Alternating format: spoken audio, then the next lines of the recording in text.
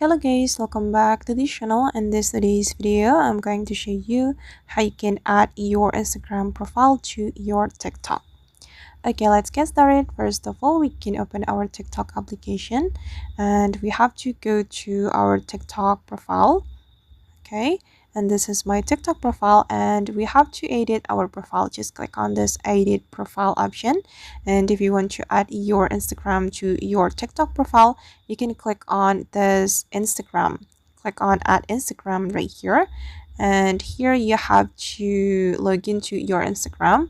You have to add your username, phone, or email, and I'm just going to add this Instagram account. And you have to log into your Instagram and just wait for a moment. Okay, and now my Instagram account has been added to my TikTok, and I'm going to check it on my profile. Wait, guys. Okay, now the Instagram has been added to this TikTok profile, and this is my Instagram. If we click on this Instagram option, so my Instagram account will be opened. Alright, yes, and that's how we can add Instagram profile to our TikTok.